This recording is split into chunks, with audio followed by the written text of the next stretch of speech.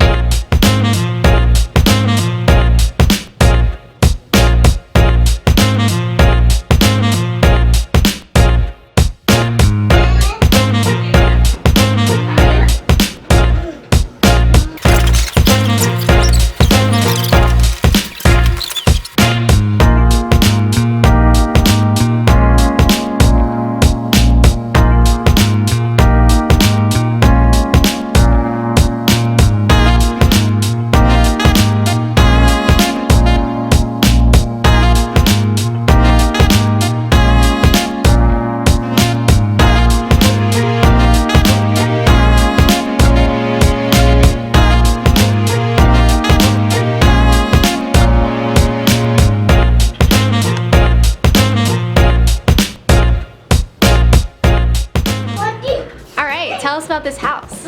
Oh.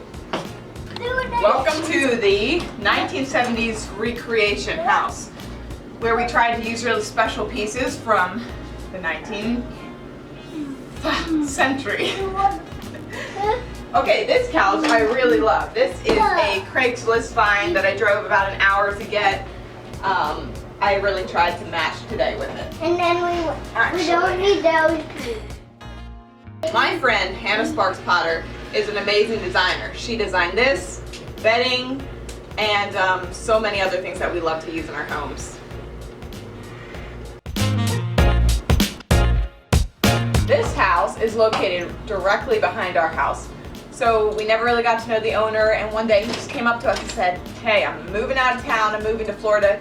You guys get first pick on the house," which was perfect.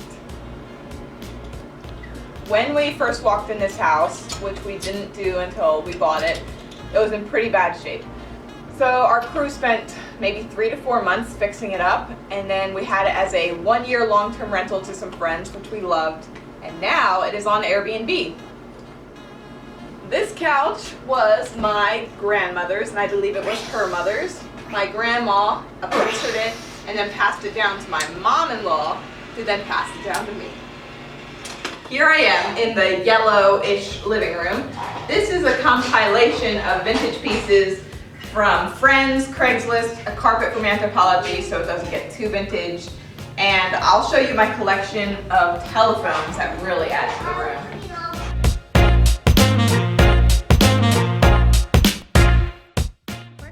I was bidding on antique phones for a couple months and not winning any of the auctions. So my friend Beth and Leon picked some up for me at an auction. I knew I wanted them here, and I wanted them on Velcro so that people can pull them all off and use them. This has been like the #1 photo shoot spot here.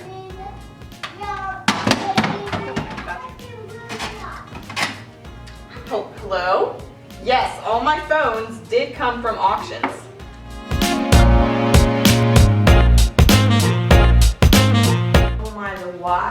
The why?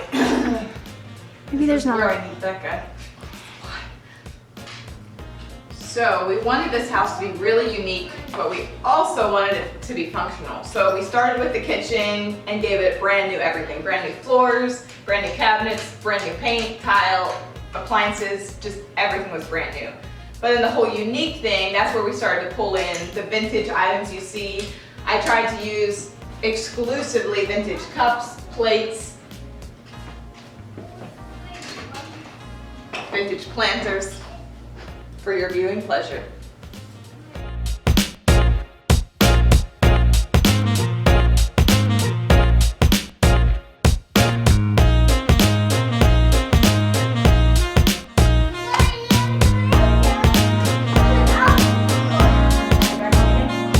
Beautiful.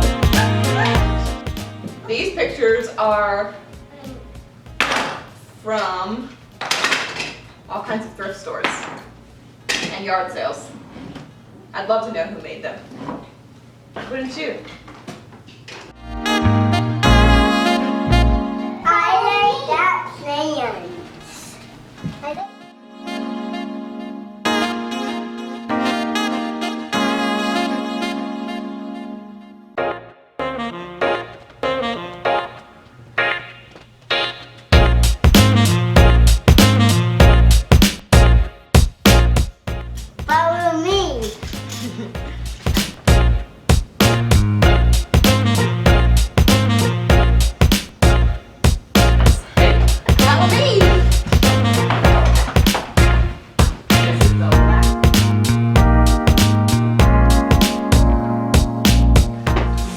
are table covers from like the 1960s, 70s when people had formal dining rooms.